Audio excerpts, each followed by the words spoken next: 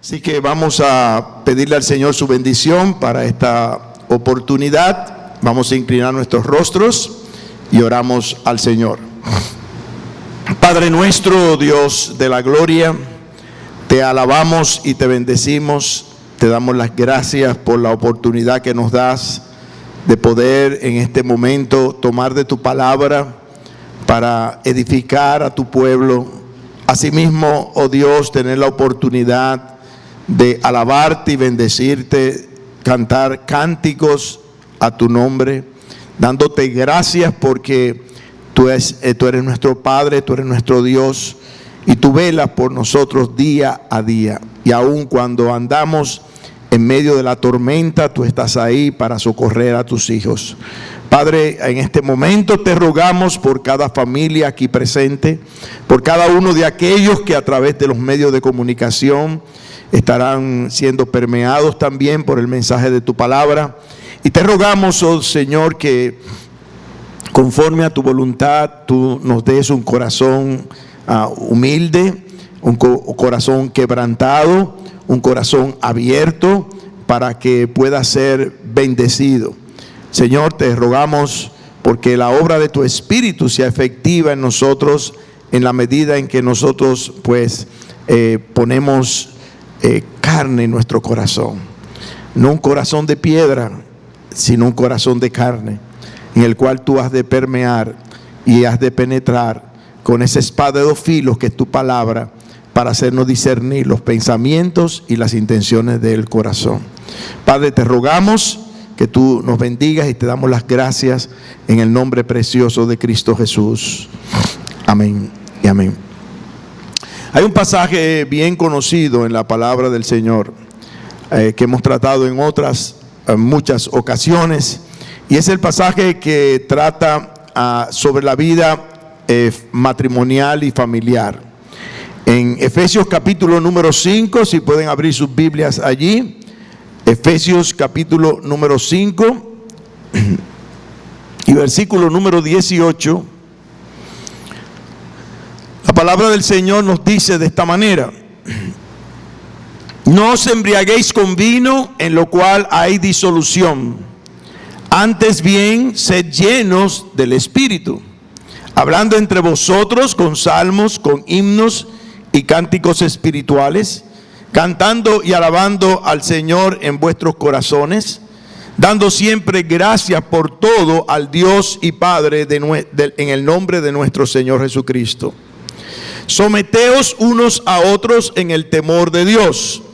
Las casadas estén sujetas a sus propios maridos como al Señor, porque el marido es cabeza de la mujer, así como Cristo es cabeza de la iglesia, la cual es su cuerpo y Él es su Salvador.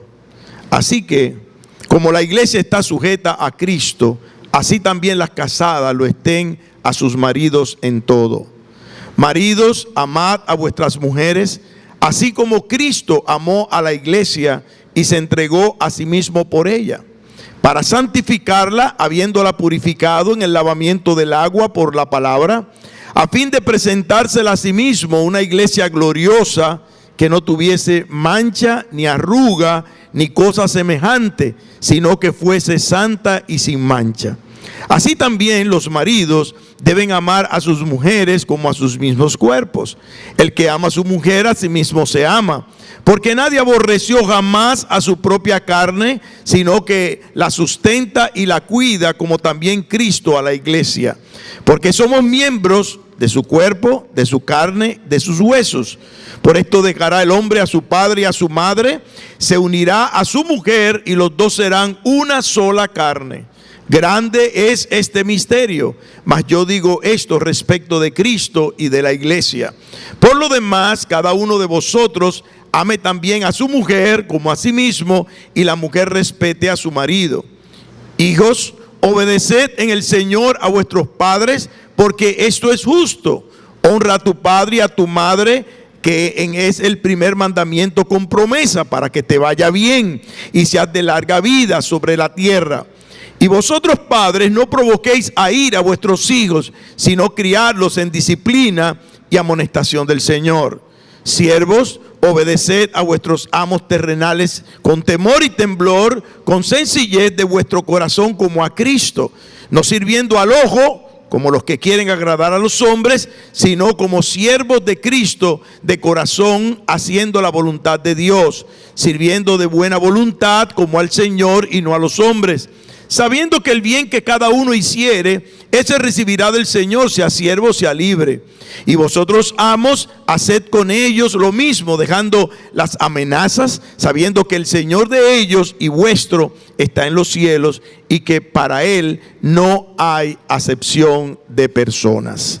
Entonces, vemos evidentemente lo que la palabra de Dios nos muestra, y es bueno que entendamos el por qué fue escrito este pasaje de la palabra de Dios dentro del contexto en el que fue escrito para la bendición de cada familia y de cada matrimonio, como establece aquí la palabra del Señor.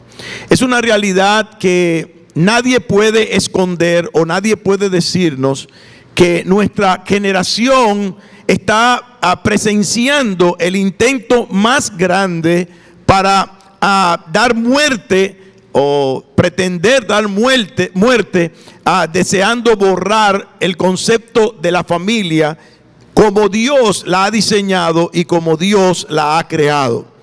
Es una realidad que muchas cosas han contribuido a ese intento, y hoy por hoy, sabiendo lo que dice la palabra de Dios y entendiendo lo que el Señor ya profetizó en su palabra como consecuencia de los días del fin, nosotros vemos lo que estamos presenciando como parte de ese plan satánico de destruir la familia que Dios ha diseñado y cómo Él la ha diseñado. Estas cosas que podemos ver con nuestros propios ojos y palpar, ¿verdad?, con nuestras propias manos, como enseña la palabra de Dios, son propiamente aquellas que son denominadas como la inmoralidad, como el adulterio, la fornicación, la homosexualidad, el aborto, la esterilización indiscriminada, la paternidad irresponsable, la libertad femenina y el machismo, la delincuencia juvenil, el crimen y todo lo que se ha proyectado hoy día como la rebelión sexual. Todas estas cosas, ¿verdad?, vienen a ser como las hebras que se van entretejiendo, ¿verdad?, para estrangular con una soga fuerte a lo que Dios ha diseñado como familia. Y nosotros como creyentes tenemos que levantar la voz, y no solamente levantar la voz, sino aprender y profundizar en la palabra del Señor para entender cuál es el modelo bíblico y cómo nosotros debemos de ser fieles a ese modelo bíblico, no solamente aprendiendo lo que dice la palabra, sino viviéndolo en nuestras propias vidas, en nuestras propias familias, para poder afectar nuestra iglesia, para poder afectar la sociedad en la cual nosotros vivimos. Lamentablemente hoy, y el pastor Nadal estuvo precisamente hablando sobre eso en el día de ayuno y oración, en el día de ayer en la mañana, cuando estuvo planteando la manera en que las estadísticas indican cómo la mayoría o muchos de los que son llamados cristianos hoy en día no leen la palabra del Señor, no desean instruirse y profundizar en la palabra del Señor, no le oran al Señor como deben orarle al Señor, y mucho menos están dispuestos a vivir una sola vida, la vida de Cristo. Y es lamentable que muchos están viviendo una doble vida que no corresponde con lo que la palabra de Dios nos enseña y nos muestra como lo que nosotros debemos de ser. La Biblia nos muestra que nosotros debemos de ser honestos delante del Señor, que debemos de ser genuinos delante del Señor. El Señor no puede ser burlado. Sepa que el Señor no puede ser burlado. Nosotros podemos engañar, mire, a media humanidad, podemos engañar a la iglesia, podemos tratar de engañar a los pastores, pero sepa que cada situación de su vida, cada doble vida que usted pretenda llevar, eso va a venir en detrimento de su propia persona. Porque como dice la palabra, llegará el día en que tendremos que darle cuenta a nuestro Señor. Entonces, está claro que para nosotros ser bendecidos hay que establecer una base. Tenemos que establecer un fundamento. Y para que nosotros podamos ser bendecidos, de acuerdo a lo que nos enseña la palabra de Dios, nosotros tenemos que tener una presuposición en la mente y en el corazón al saber que aquel que no se ha convertido a Cristo no puede de ninguna manera vivir conforme a la voluntad de Dios. Ya nosotros estuvimos hablando el domingo antes pasado acerca de la tragedia que es vivir dentro de un matrimonio mixto donde uno de los cónyuges no es creyente, y la terrible decisión de aquellos jóvenes que intentan hacer un matrimonio en yugo desigual, como dice la palabra del Señor. Eso no será bendecido por Dios, mire, por ningún lado donde usted lo quiera ver. Y es triste cómo Satanás engaña a los jóvenes, le presenta oportunidades. Tal vez, bueno, cada vez que yo oigo eso, no, pero es que él es un buen muchacho. Esos son los que al final le caen a piñazo a la que se llamó cristiana un día, o al que se llamó cristiano un día, y luego vino a padecer la consecuencia de su mala decisión. El Señor es claro, el Señor es evidente y nos muestra claramente en su palabra lo que nosotros debemos de hacer y cómo nosotros debemos de actuar en la medida de nuestro llamamiento a la salvación y a la vida eterna. ¿Cuál es el punto básico o la declaración base que nosotros tenemos que tener en nuestro corazón para entender la bendición posible a una familia cristiana?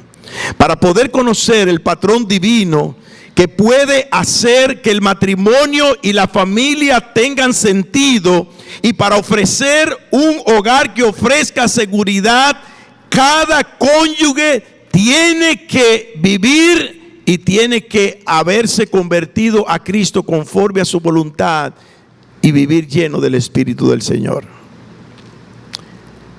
Antes de que el apóstol Pablo comience a hablar de los mandamientos conyugales, lo primero que declara, y lo vemos ahí en Efesios capítulo 5, verso 18, cuando él hace una analogía de lo que implica y significa el ser lleno del Espíritu de Dios.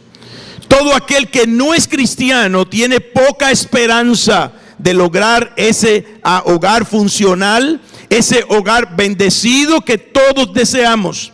Solo aquellos que obedecen a Dios y las demandas de su palabra, como establece la Sagrada Escritura, y aún fue el ejemplo de nuestro Señor Jesucristo cuando dijo: yo he venido a hacer tu voluntad.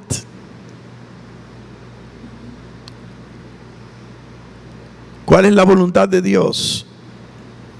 Primera Tesalonicenses capítulo 4, dice la Escritura allí: la voluntad de Dios es vuestra santificación. La voluntad de Dios es vuestra santificación. Que os apartéis de fornicación. Eso es lo que dice la Escritura. Que cada uno sepa tener su propia mujer y cada mujer su propio marido. Eso dice la palabra del Señor. Cómo Dios exalta la importancia de la fidelidad en la relación conyugal, para que nosotros podamos, como dice la Escritura, no solamente vivir una vida que glorifique el nombre del Señor, sino que nosotros seamos bendecidos en la medida en que estamos sujetos al Espíritu de Dios. La familia está diseñada y creada por Dios mismo.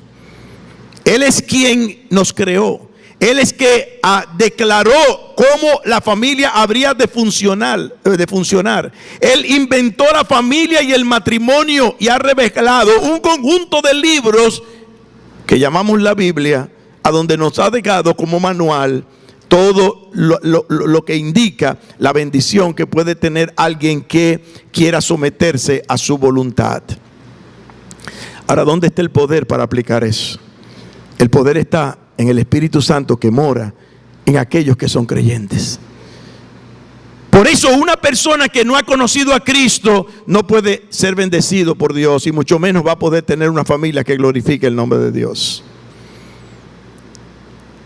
Usted va a poder ver familias que en cierta manera, por su forma, diríamos, ¿verdad?, tradicional, a través de la historia, lo que han enseñado sus familiares, sus padres, ¿verdad?, pueden tener ciertos criterios moralistas, pero oiga, una familia bendecida por Dios solamente puede ser una familia que esté dominada y controlada por el Espíritu Santo del Señor. Padre, madre, hijos. ¿Qué dice la palabra de Dios? El apóstol Pablo utiliza aquí una analogía para indicarnos lo que significa ser lleno del Espíritu Santo. Dice: no embriaguéis con vino, en lo cual hay disolución. Eso es lo que sucede cuando una persona se llena de alcohol, ¿verdad? ¿Qué es lo que pasa cuando una persona comienza a tomar alcohol? ¿Qué hace el alcohol? Va al cerebro, ¿verdad?, y comienza a dominar sus acciones. Y el efecto de eso, ¿cuál es? Disolución. Te ve el ojo amoratado, como dice la palabra. ¿Para quién el ojo amoratado? Dice la palabra, para que se detiene en el vino. Para ese es el ojo amoratado, porque todo aquel que bebe y se emborracha inmediatamente piensa que es Superman. Y eso es lo que está diciendo el apóstol Pablo. Así como el alcohol domina la mente de una persona, así debe dominar el Espíritu de Dios aquel que está lleno y controlado por el Espíritu de Dios. Y ese que está controlado por el Espíritu de Dios, como establece aquí la palabra del Señor en el capítulo 5 de Efesios, y ahí en el versículo número 19 se notan los efectos. Dice allí la palabra: hablando entre vosotros con salmos, con himnos y cánticos espirituales, cantando y alabando al Señor en vuestros corazones, dando siempre gracias por todo al Dios y Padre en el nombre de nuestro Señor Jesucristo. Una persona que se ha convertido a Cristo, una persona que ha recibido al Espíritu de Dios el día que se convirtió a Cristo y que permite en obediencia que el Espíritu de Dios le llene y le domine, es una persona que va a producir un fruto y vamos a ver el efecto de esa obra en él. ¿Y qué es lo que vemos aquí? Lo primero es cómo ese efecto va dirigido a nosotros mismos. Dice el texto: hablando entre vosotros con salmos, con himnos y cánticos espirituales, cantando y alabando al Señor en vuestros corazones. Antes de yo convertirme a Cristo, no había boca más sucia que la mía. Bueno, los dominicanos tenemos esa fama. ¿Y qué decir de los españoles? ¿Verdad? Lamentablemente heredamos esa forma de dirigirnos a los demás a base de palabras obscenas, como dice la palabra, a base de palabras que no glorifican el nombre de Dios. Ninguna palabra corrompida, dice la palabra de Dios, halle en vuestra boca. Y qué ligeros son algunos que, llamándose cristianos, hacen evidente que no están controlados por el Espíritu de Dios. ¿Usted quiere probar eso? Deje que usted se encuentre con la esquina de una mesa que le dé en la rabadilla de la pierna izquierda. Y ya usted sabrá si usted está dominado por el Espíritu de Dios, según lo que salga de su boca. Deje que le majen el dedo meñique del pie derecho y usted sabrá si usted está siendo dominado por el Espíritu de Dios. Porque el que está dominado por el Espíritu de Dios, como dice aquí la Escritura, pase lo que pase en su vida, sea la situación que esté padeciendo en su diario vivir, él va a responder conforme a la llenura del Espíritu de Dios. Va a tener paz interna, va a tener contentamiento y va a tener un gozo permanente de saber que el Señor está dominando su vida a un 100%, o por lo menos queriendo llegar a ese 100%. El segundo efecto que vemos está dirigido hacia Dios. Una persona llena del Espíritu del Señor, dice aquí la Escritura, da gracias siempre al Dios y Padre. Dice la palabra, por todo, dando siempre gracias por todo al Dios y Padre en el nombre de nuestro Señor Jesucristo. Una persona llena del Espíritu de Dios siempre está agradecido al Señor por todo lo que pasa.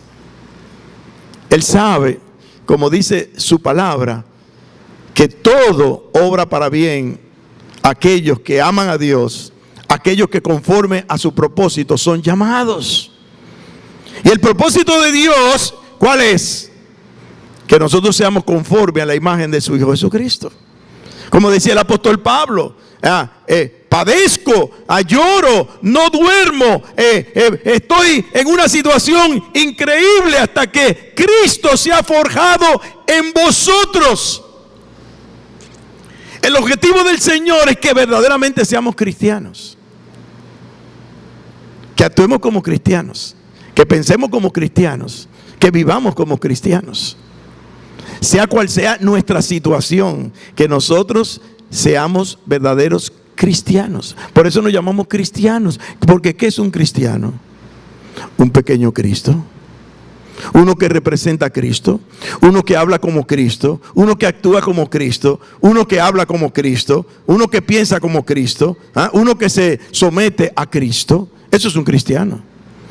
Yo recuerdo en Puerto Rico decían, ayer le decía a un grupo de matrimonios ahí en la zona colonial, que estábamos ahí compartiendo la palabra de Dios, y compartía con ellos y le decía, yo me acuerdo cuando yo iba a visitar a mi esposa en Puerto Rico, decía, sí, óigame una cosa, mire, si usted camina como un pato, usted croa como un pato, usted nada como un pato, vuela como un pato y come como un pato, ¿qué es lo que usted es? Un pato. Entonces, mire, no me diga que usted es cristiano viviendo en contra de lo que dice la palabra de Dios. No me diga que usted es lleno del Espíritu del Señor y no tiene una relación personal con el Señor, dando gracias cualquiera que sea su situación y permaneciendo con el gozo del Señor. Bueno, la hermana Claudia cantó una canción hermosísima. Me hiciste llorar, Claudia.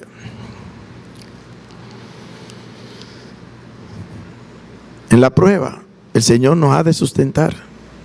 En los momentos difíciles, Él está ahí. ¿Por qué? Porque está trabajando con nosotros. Hello, ¿algo te quiere decir? Pregúntaselo. ¿Algo te quiere decir? ¿Algo te quiere enseñar?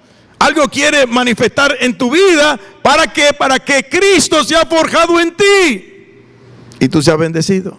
Eso es lo que quiere el Señor.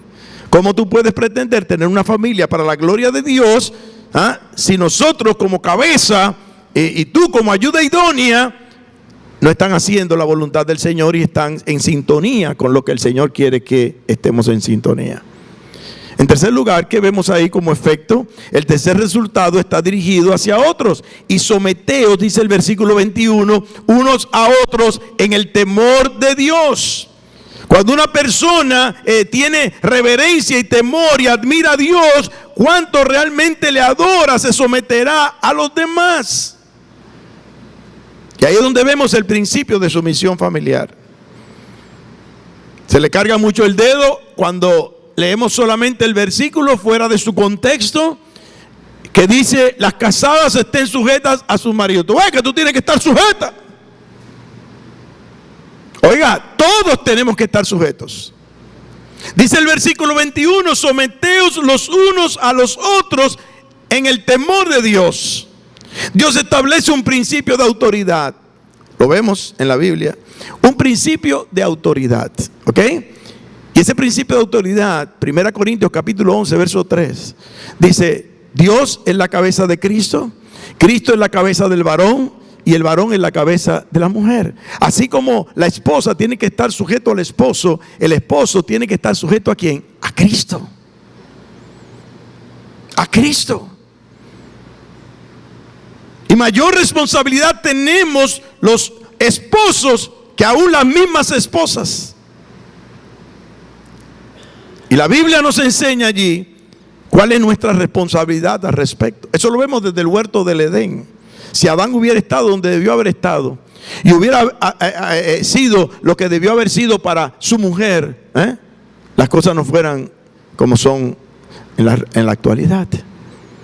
¿Dónde estaba Adán cuando Eva estaba entretenida con la serpiente? ¿Dónde? ¿Cuál fue la convicción que Adán como hombre le dio a su ayuda idónea? ¿En qué medida trabajó Adán con Eva? Yo le voy a hacer muchas preguntas a Adán cuando yo llegue al cielo. Dice allí, todos tenemos que estar sometidos. La palabra someter es la palabra griega hupotazo. Es una palabra compuesta, hupo, bajo, tazo, poner en fila, estar en orden, ponerse bajo las órdenes de un superior. En pocas palabras, ponerse ordenadamente bajo alguien, y en sentido militar reconocer que se es de un grado menor poniéndose bajo el mando de alguien superior a ti.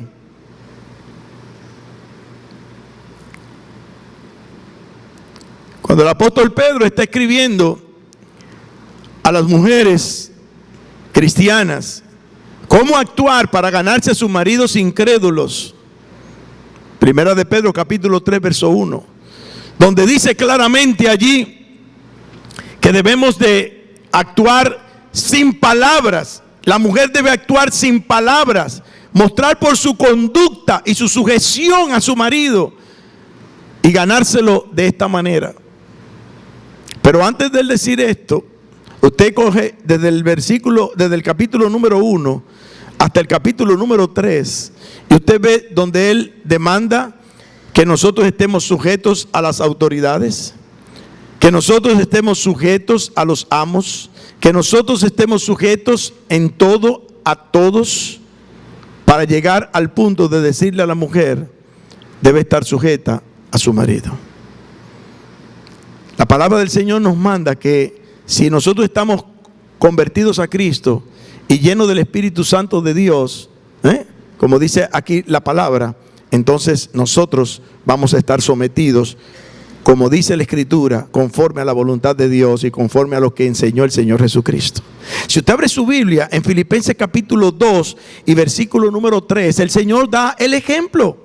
Dice allí, nada hagáis por contienda o por vanagloria, antes bien con humildad, estimando cada uno a los demás como superiores a él mismo. Dice, no mirando cada uno por lo suyo propio, sino cada cual también por lo de los otros. Yo no entiendo matrimonios que no puedan velar el uno para con el otro, que no busquen la felicidad del uno para con el otro. No se concibe eso. Eso, mire, eso va a la derrotera, eso va a la destrucción. Si nosotros no entendemos lo que demanda la palabra de Dios para nosotros y el ejemplo que nos da nuestro Señor Jesucristo para nosotros tener el privilegio de llamarnos cristianos, mire, usted está desperdiciando su tiempo.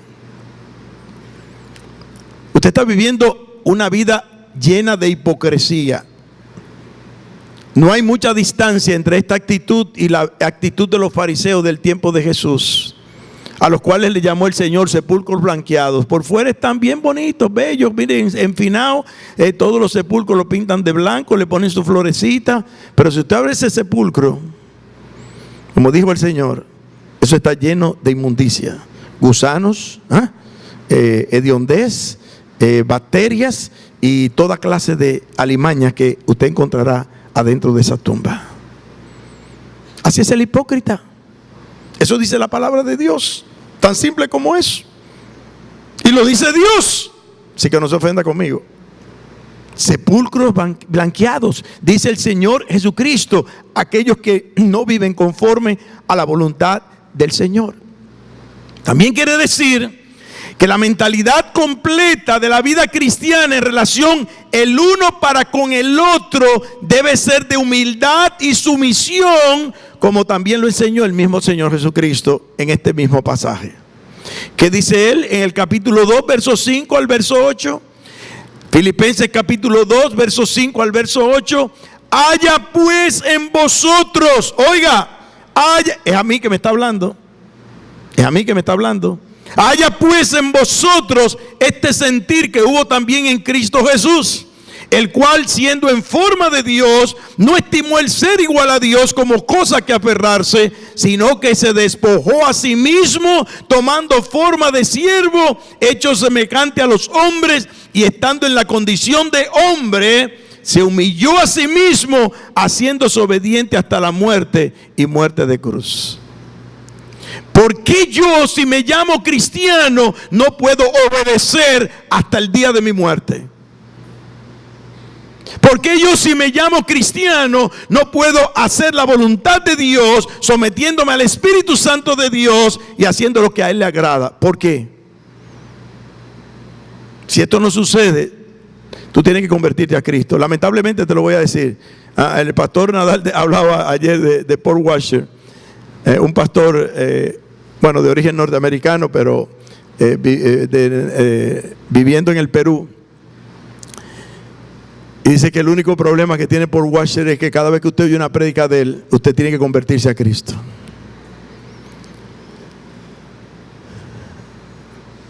Y le voy a decir algo. Si usted no está haciendo la voluntad de Dios, revise qué usted hizo para llamarse cristiano. Eso es lo que dice la Biblia. ¿Está claro ahí? Jesús, el autor y consumador de la fe, el Dios de los cielos, dejó su condición. ¿Y quién soy yo para no humillarme cuando el Rey de los cielos se humilló para darme salvación y vida eterna? Mire, no me venga con cuestiones mire, no me venga con historias. El que es cristiano tiene que actuar como un cristiano. Y cuando estamos examinando la sumisión, podemos establecer, mire, categóricamente que todo creyente debe estar bajo sumisión, aún incluyendo nosotros los pastores. Todos tenemos que estar sometidos a todos, dice la palabra de Dios, en cuanto a relación interpersonal, aun cuando en el sentido de la iglesia, nosotros tenemos que someternos a los pastores. Pero todos tenemos que estar sujetos unos a otros, dice la palabra del Señor. Ahí desde Efesios ahora, capítulo 5 y verso 22, hasta el capítulo 6, verso 9 que leímos en la introducción, se establece el principio de la sujeción mutua y se toma todas nuestras relaciones para ilustrar esa realidad que Dios demanda en cada uno de nosotros. Y ahí es donde dice el Señor: esposos, que amen a sus esposas, esposas que estén sujetas a sus maridos, hijos que obedezcan a sus padres, padres que críen y amonesten y que no se airen a sus hijos, siervos que se sometan a sus amos y amos que se sometan a Dios. Hay una hermosa reciprocidad en el matrimonio y en la familia cristiana. Oiga, que no niega la necesidad del liderazgo, sino que reconoce la sumisión mutua que debe caracterizar esa familia donde Cristo es el centro de todo. ¿Cómo se ilustra la sumisión? Ya leímos o citamos 1 Corintios capítulo 11, verso 3. Dios es la cabeza, dice allí, de todo varón. El varón es la cabeza de la mujer y Dios la cabeza de Cristo. ¿Esto quiere decir que Cristo es menor que Dios? No. La Biblia dice, el verbo es Dios, Juan capítulo 1, verso 1. La Biblia dice, el que me ha visto a mí, ha visto al Padre, Juan capítulo 14, verso 9. La Biblia dice, el Padre y yo uno somos, hablando el mismo Señor Jesucristo, Juan capítulo 10, verso número 30. Pero sí, en cuanto a lo que tiene que ver con el sometimiento, el Hijo se sometió a la voluntad del Padre para venir a esta tierra a pagar por nuestros pecados y darnos salvación y vida eterna. En su naturaleza, los miembros de la Trinidad son iguales, pero por decisión divina, por decisión soberana de Dios, sus funciones demandaron que el Hijo se sometiera al Padre en abnegada humillación, como vemos en Filipenses capítulo 2. Y él fue obediente, dice la Biblia, hasta la cruz, hasta la muerte. Porque yo, si me llamo cristiano, no puedo ser obediente hasta la muerte. Porque yo, si me llamo cristiano, eso no quiere decir que usted no peque. Usted va a pecar, pero el recurso del pecador está en la palabra de Dios y ofrecido por el Señor. Si alguno hubiere pecado, abogado tenemos para con el Padre, a Jesucristo el justo. Él es la propiciación por nuestros pecados, y no solamente por los nuestros, sino por los de todo el mundo. Tú pecaste, pues arrepiéntete, pide perdón y vive la vida queriendo hacer la voluntad del Señor. No, yo soy así, a mí hay que aguantarme como yo soy. Oiga, así usted terminará en el infierno eterno. En el infierno eterno. Solamente aquellos que hacen, oiga lo que dice la Biblia: no todo el que dice Señor, Señor entrará en el reino de los cielos, sino solo aquellos que hacen la voluntad de Dios que está en los cielos. ¿Estamos? Los que hacen la voluntad de Dios que está en los cielos. ¿Y cuál es la voluntad de Dios? Juan capítulo 6, verso 40. ¿Qué dice la Escritura allí? Pues la voluntad de Dios es que todo aquel que ve al Hijo y cree en Él no se pierda, mas tenga vida eterna. Esa es la voluntad de Dios para un incrédulo. ¿Y cuál es la voluntad de Dios para un creyente? Primera Tesalonicenses, ya lo cité, capítulo número 4, creo que el versículo número 2, cuando él dice, y la voluntad de Dios es vuestra santificación. Ahí está claro. A mí no me pregunte, pastor, ¿y cuál usted cree que será la voluntad de Dios para mi vida? Si tú eres incrédulo, que te convierta a Cristo.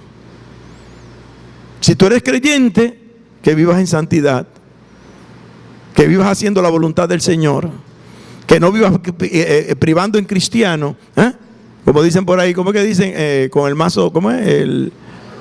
A Dios rogando y con el mazo dando. Así es muy fácil. Pero a Dios no podemos engañarlo, Dios no puede ser burlado. Dice la palabra de Dios, Él es fuego consumidor. Y a la larga o la temprana, como dice la Sagrada Escritura, todo será manifiesto delante de su presencia, dice la Sagrada Escritura. Por último, ¿qué vemos? La realidad de la familia a través del tiempo. La Biblia nos muestra qué es lo que nosotros tenemos que visualizar como patrón para nuestra familia. Y el tema de hoy que hemos escogido para este tiempo es el patrón de Dios para las relaciones familiares. ¿Cuál es el patrón de Dios? ¿Sabes lo que es un patrón, verdad? Bueno, yo sé bien lo que es un patrón porque mi mujer es costurera. Y yo me acuerdo cuando ella estaba en su clase de costura, como ella hacía los patrones, y eran una especie, ¿verdad?, de piezas hechas en papel, y por ahí ella ponía después la tela, y ella cortaba conforme a ese patrón. Y si se equivocaba del patrón, o le quedaba jalado de aquí, o le quedaba jalado de allá, o tenía que cogerle, o tenía que soltarle, porque no había seguido el patrón.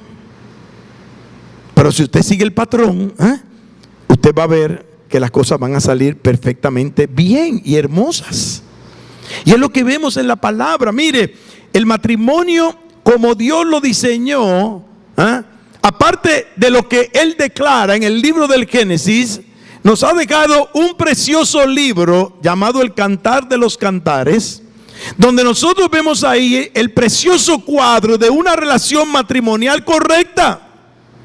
de una relación matrimonial no perfecta, pero que quiere hacer la voluntad del Señor.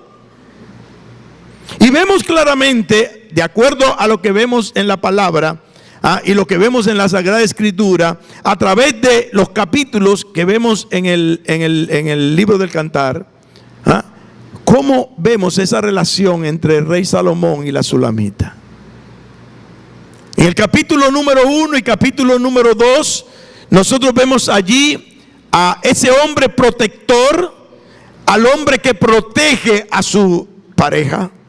Yo no entiendo cómo, mire, hasta los animales protegen a su pareja. Hasta los animales. Hay que ver cómo los animales, luego que se ayuntan con su pareja, hacen un cerco de autoridad. Aquí nadie se mete, y si alguien se mete se va a encontrar conmigo.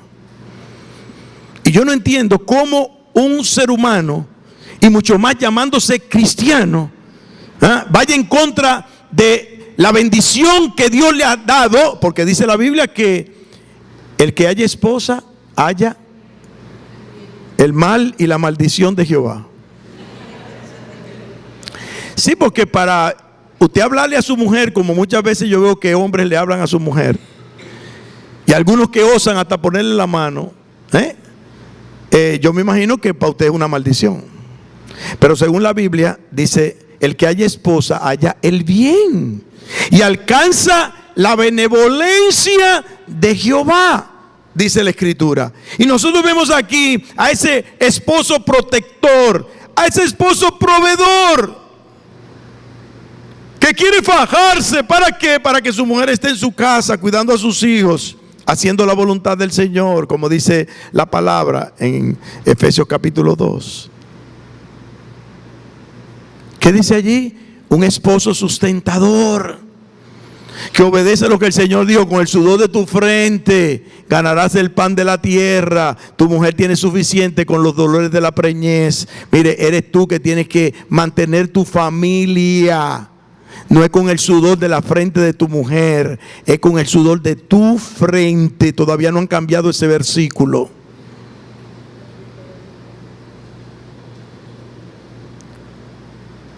Eso no quiere decir que la mujer que está en la casa es una vaga, porque hay que ver lo que se trabaja en la casa. Y hay que leer el Proverbio 31 para saber lo que es una mujer de verdad. Mujer virtuosa, ¿quién la hallará? Una mujer que vivía fajada en su casa para ayudar a su marido. Pero ahora no sabe ni hacer un sancocho. Ya yo aprendí a hacer sancocho. Y aquí hay mujeres, en el mundo hay mujeres hoy día que no saben hacer un sancocho. Una dominicana que no sepa hacer un sancocho. Le hace un libro que dice: el amor comienza por la cocina.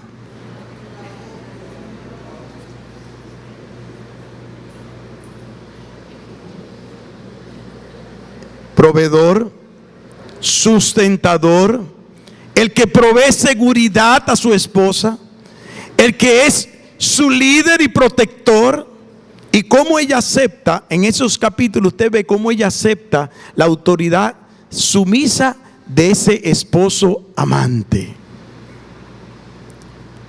Porque usted sabe cómo una mujer entiende que usted la ama: si usted le provee seguridad,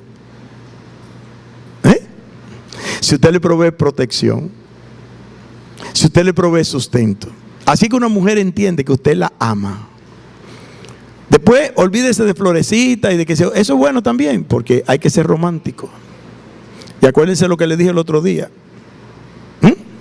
mátala con la sobredosis de ternura,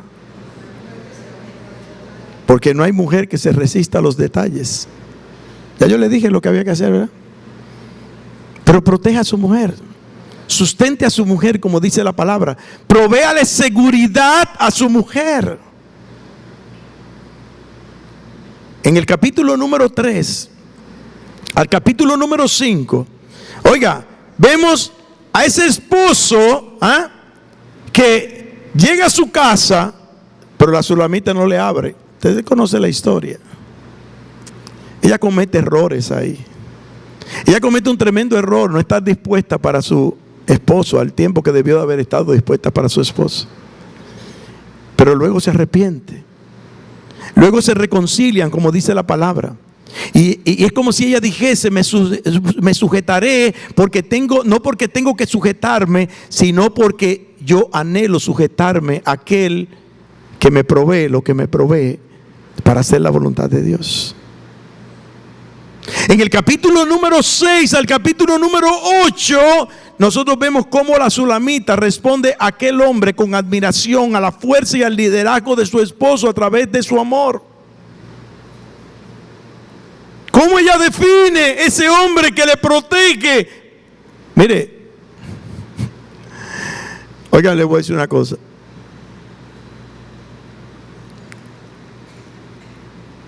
El hombre que no vive conforme a la voluntad de Dios y no está dispuesto a dar y proveer seguridad a su esposa, y además de eso es feo, muere virgen.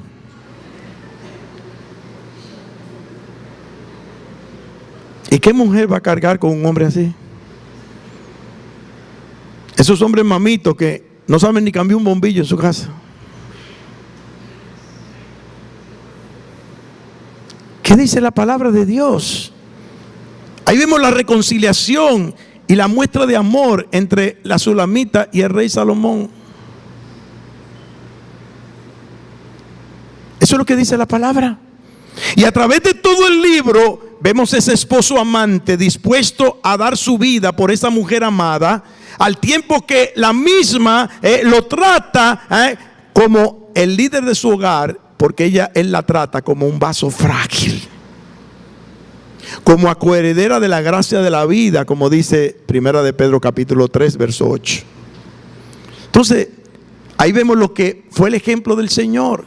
Léase el Cantar de los Cantares y usted va a aprender cómo usted debe tratar a su esposa. Lea el Cantar de los Cantares y usted va a ver cómo usted va a tratar a su esposo. Si no, agarre el libro o tome el libro de Proverbios y léase hasta el capítulo número 8, del 1 al 8, del 1 al 8, y vea de qué usted tiene que protegerse, como dice la palabra de Dios, para vivir el amor que Dios ha diseñado para ti. Ahora, este fue el diseño de Dios. En el tiempo del apóstol Pablo, todo eso, mire, estaba distorsionado. Ahora que uno entiende por qué razón el apóstol Pablo escribió lo que escribió en Efesios capítulo 5, verso 18 hasta el capítulo número 6. En el tiempo, mire, en que vivió el Señor Jesucristo, los judíos, que eran los maestros, principalmente los fariseos, oiga cuál es su oración matutina. Señor, te doy gracias porque no soy gentil. Gentil era el que no era judío. Señor, te doy gracias porque no soy esclavo. Usted sabe que en la época había la esclavitud. Y Señor, te doy gracias porque no soy ni siquiera una mujer. Porque ser una mujer era una maldición en Israel. Para los judíos, para los israelitas, para los fariseos. Esa era su oración matutina. Ya hemos visto todo lo que fue la inseguridad en la vida matrimonial en aquel tiempo. Los famosos maestros enseñando, el Rabí Shammai, recuerdan, si hay infidelidad, si hay cualquier cosa de impureza sexual, dele carta de divorcio. Ahí estaba el Rabí Hillel, que enseñó que si la esposa echaba a perder la comida, dale carta de divorcio. Y el peor de todo era Akiva, que decía, bueno, si yo no me encuentro bonita esa mujer, esa mujer hay que darle carta de divorcio, hoy está muy fea. Y por eso enfrentaron al Señor. Recuerden que vimos eso en el segundo estudio. ¿Es lícito repudiar a nuestras mujeres por cualquier causa? Oiga, por cualquier causa. Usted ve matrimonios aún hoy llamándose cristianos. No, tú y yo no vamos a divorciar. No, tú y yo no vamos a llegar a... Pero tú y yo, pero venga acá. ¿Usted sabe el daño que eso le hace? No estamos hablando de que un hombre de verdad provee seguridad a su cónyuge. ¿O no fue usted que le cogió? Enséñeme la pistola que le pusieron en la frente para el día que usted estaba aquí en el... Te voy a matar si no te casas con ella. ¿Quién le dijo eso? Usted fue que tomó la decisión. Usted sabe que decirle eso a una mujer, y más como lo he visto yo o lo he oído yo en presencia de sus propios hijos. ¿Usted sabe el daño que usted le está haciendo a sus hijos? Que usted los engendró y usted le está diciendo, hey, hello, mañana mira, voy a ser tu papá, pero yo no voy a vivir aquí, yo voy a tener otra por ahí. ¿Usted sabe el daño que usted le está haciendo a sus hijos? Eso es lo que dice la palabra de Dios. La palabra de Dios me dice que en el tiempo de los judíos, así era la actitud. En el tiempo de los griegos, oiga lo que decían los griegos: tenemos cortesanas por causa del placer, tenemos concubinas por razón de la convivencia diaria, y tenemos esposas con el propósito de procrear hijos legítimos y para que sean guardianes fieles de los asuntos del hogar. Ese era el pensamiento griego, que no dista mucho de lo que estamos viendo hoy día. ¿Y qué decir del tiempo de los romanos? Los romanos entendían que el matrimonio era sencillamente prostitución legalizada. Yo me caso con cualquier prostituta, y cuando no me sirva, yo la cambio por cualquier otra prostituta. ¿Qué dijo el Señor? Cada uno tenga su propia mujer, cada uno tenga su propio marido. El Señor demanda fidelidad conyugal y demanda, como dice la Escritura, lo que nosotros debemos de aplicar a nuestra vida. En la familia actual, ¿qué vemos? ¿Qué estamos viendo hoy día? Ya hemos visto lo que sucedió en el tiempo de Cristo, la mentalidad de los griegos, la mentalidad de los romanos, hemos visto la mentalidad, ¿verdad?, de todas las escuelas judías de aquella época. ¿Y qué vemos en el tiempo actual? La familia está en caos. Ya leímos las estadísticas de lo que implica hoy día el divorcio en el mundo. Más de 50% en nuestro país. Y dijimos 70% en Europa. Y principalmente en los países nórdicos. 70%. Oiga, eso es increíble. Y la palabra del Señor nos enseña el caos, el estado caótico en que se encuentra la familia. La mujer tiene que tomar decisiones que el hombre no quiere tomar. La mujer tiene que tomar un liderazgo por falta del liderazgo y de la autoridad de su marido. Los hijos están siendo criados sin ningún tipo de principio. No, ese muchacho no me lo toque. Ahora que estuvimos en Miami, yo creo que usted oiga eso. ¿Cómo que usted ve? Ay, mi hijo, no haga eso. Mi hijo, pero pórtate bien. Yo se lo digo a mi nieto. Yo fui a cuidar a los nietos precisamente. Le digo, ustedes me andan como me andan. Yo soy de la República Dominicana. Y la paleta la tengo ahí en la van. Y ya saben cómo que tenemos que andar. Yo lo amo mucho, lo quiero mucho. Vamos a hacer aventuras, vamos a hacer de todo, vamos a gozar muchísimo. Pero a mí hay que obedecerme a la primera. A la primera.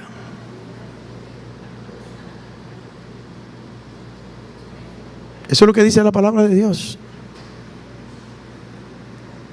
Eso es lo que enseña la palabra de Dios. Criarlos en disciplina y amonestación del Señor. Eso es agradable delante del Señor. Mi hijo, tú tienes que obedecer porque eso es agradable al Señor, para que tú seas bendecido, como dice la Escritura.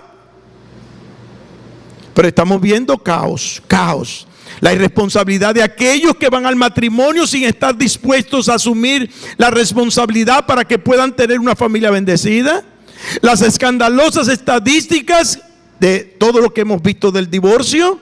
El altísimo índice de hijos sin hogares que registran las estadísticas mundiales. La irresponsabilidad de aquellos que, mientras deben entender que uno de los propósitos de Dios es la procreación, hoy el 30% de las madres no quieren tener hijos. Hay que probar primero. Además, yo no voy a perder esta figura que me costó tanto en el Smart Fit y en el Body Shop para darle un hijo a este que yo no sé si va a terminar conmigo. Así que yo oigo las conversaciones entre mujeres en este mundo. La infidelidad entre cónyuges, los masivos abortos, la proliferación del sexo libre, y la legalización de los matrimonios apoyados por la comunidad LGTB. Lesbianas, gays, bisexuales y personas de transgénero. ¿Por qué? Porque tenemos que estar en contra de la familia. La familia no ha funcionado, la familia no funciona, eso no sirve. Yo recuerdo cuando yo era un muchacho en los años 70, que se abogaba por el amor libre, nada de matrimonio. Eso no sirve, matrimonio no. Si tú quieres tener sexo como los animales, mira ahí en el parque de Independencia, te puedes acostar con tu novia y no hay problema. Y si no, lean sobre la historia de Woodstock, la famosa concentración que se hizo en los Estados Unidos en el tiempo de los hippies. ¿Y usted sabe quién está en el Congreso de los Estados Unidos principalmente hoy día? Legislando a favor de el matrimonio homosexual, transexual, lesbianas. ¿Sabe quiénes están ahí ahora? Los hippies de los años 70, los que tienen mi edad. Esos son los que están legislando ahora. O sea, los que en el año 70 o en los años 70 no querían saber de matrimonio, ahora es como el que dijo, si no lo puedo destruir de afuera, vamos a destruirlo de adentro. Ahora vamos a legislar para destruir la idea de lo que es el matrimonio heterosexual, el matrimonio que diseñó Dios. Ahora vamos a introducir una modalidad o modalidades que van a mejorar la idea que Dios tuvo. Oiga, el hombre no deja de ser lo que fue en la Torre de Babel. No deja de ser el mismo hombre. Lo único que nosotros hemos cambiado es la forma de vestir, nada más.